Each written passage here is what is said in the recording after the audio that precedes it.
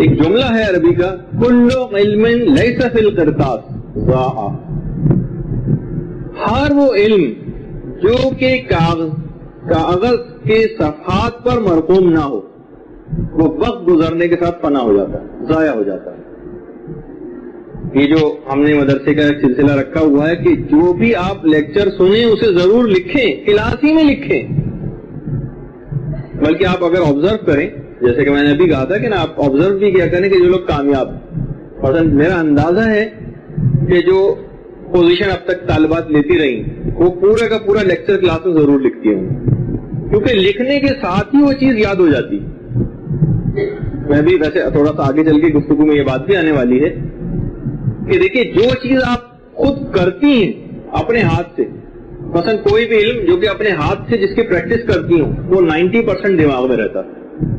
وہ ہر چیز جو آپ اپنی آنکھوں سے دیکھتی ہیں وہ 70% ہی دماغ میں رہتی ہے، اور فقط جو چیز آپ سنتی ہیں 20% دماغ میں رہ پاتی، اور وہ بھی کچھ خاص وقت گزرنے کے ساتھ ساتھ دماغ سے محو ہوتی چلی جاتی.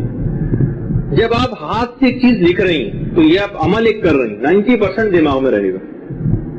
کوئی بھی چیز آپ کو دکھائی جاتی، مثلا مختلف ٹرانسپیرنسیز ہم نے آپ کو دکھائی، 70% وہ دماغ میں رہتی. اور صرف اگر کیسٹ سن رہی ہیں، صرف درس سن رہی ہیں 1.5 گھنٹے کا کلاس کے اندر بیٹھ کر، کچھ لکھ نہیں رہی، اور پوائنٹ کی صورت میں صحیح چاہے ورڈ بائی ورڈ نہ لکھیں، وہ 20% صرف آپ کے دماغ میں رہے گا اگر آپ لکھ نہیں رہی. اور اگر آپ لکھ رہی ہوں تو 90% کا فرق پڑ جائے گا.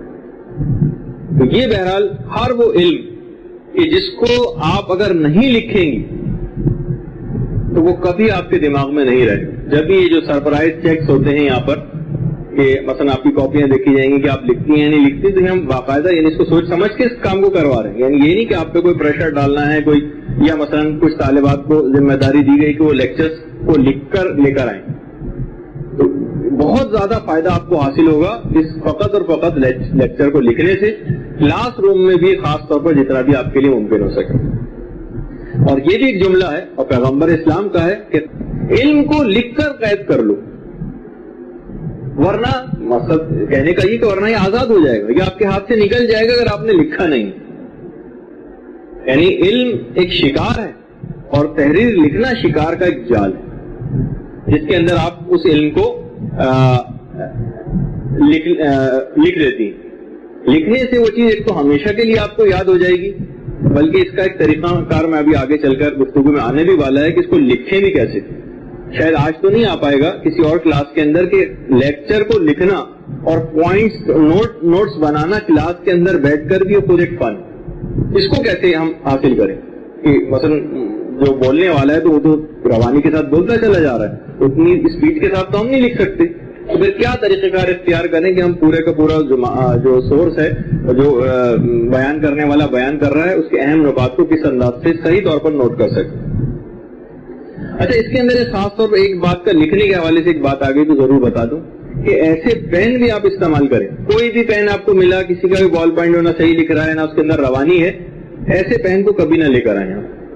بالکل گہری سیاہی والا پین، گہری انک ڈارک جو لکھتا ہو اور بہت روانی کے ساتھ لکھتا ہو، چاہے اس کے لیے تھوڑے بہت معمول سے زیادہ آپ کو پیسے خرچ کرنے پڑ جائیں. پین کے اوپر خاص طور پر توجہ دیں. مولا کی بھی حدیث کے اندر انہوں نے، جب آپ حدیثیں پڑھیں گی تو اس کے اندر بھی تحریر اور قلم کیسا ہونا چاہیے اس کی بھی انہوں نے بہت سی نقطے بیان کی. اور ایک اور چیز جس سے میں نے کچھ عرصے تک نقصان اٹھایا اور بعد میں پھر اس چیز کو تبدیل کیا تو فائدہ ہوا، کبھی بھی پرچوں کے اوپر لکھنے کی عادت نہ ڈالیے گا. 2 4 5 پرچے اٹھائے آپ نے، یہ ایسی کوئی چھوٹی سی نوٹ بک جس کے اندر 8 10 پرچے لگے ہوئے ہیں وہ آپ اٹھا کے لے اور اس پہ لکھنا شروع کر دیا. نہیں، باقاعدہ ایسی مضبوط کاپیز اور رجسٹر آپ کے پاس ہونے چاہیے جو کئی سال بہت زیادہ استعمال کے باوجود بھی وہ خراب نہ ہونے پائیں اور خستہ نہ ہو جائیں کہ ان کے بیچ میں سے پیجز نکلنے لگے. الگ الگ موضوعات کے الگ الگ رجسٹر بنائیے. اور یعنی یہ بھی ضروری کہ تھوڑا سا اگر کچھ پیسہ اس کے اوپر خرچ کر دیں تو یہ بہت کام آنے والی چیز ہے. ایک سرمایہ ہوگا آپ کے پاس اور جب چاہیں ریفرنس کے طور پر اس کو نکال کر آپ پڑھ سکتی. کبھی بھی جب بھی کوئی چیز بھی آپ لکھیں، بلکہ میں ایک تھوڑا سا آپ کو اور بتا دوں، جو خواتین رجسٹر میں یا کاپیز میں لکھنے کی عادی ہیں وہ ایک چیز کی اگر وہ اور اس کا خیال کر لیں وہ یہ ہے کہ ون سائڈڈ لکھیں, صفحے کے دونوں طرف نہ لکھیں. اس سے ایک فائدہ یہ ہوگا کہ کبھی بھی اگر آپ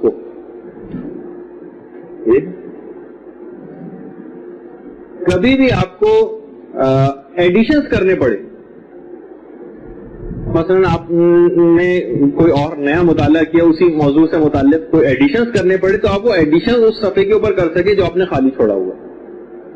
ورنہ عام طور پر یہ ہوتا ہے کہ نہ کوئی ایڈیشن کرنے کی کوئی جگہ ہوتی ہے, کسی اور جگہ لکھتے ہیں تو ان دونوں میں کوئی ربط اور رابطہ پیدا نہیں ہوتا, تو وہ آہستہ آہستہ وہ چیز دماغ سے نکل جاتی. تو ایک صفحے کے صرف ایک طرف لکھنے کی عادت ڈالیں. کفایت شعاری کاپی کے اندر نہ کریں کم سے کم.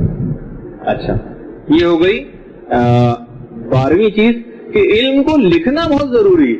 یعنی فقط آپ نے صرف مطالعہ یعنی ریڈنگ کی صرف عادت رکھی تو بہت کم, جیسے کہ ابھی آپ نے کہا, میں نے کہا کہ بہت کم آپ کے دماغ میں رہ پائے گا. لیکن جو کام آپ اپنے ہاتھ سے کرتی ہیں, مثلا لکھتی ہیں, یہ بہت زیادہ آپ کو یاد ہو جائے گا.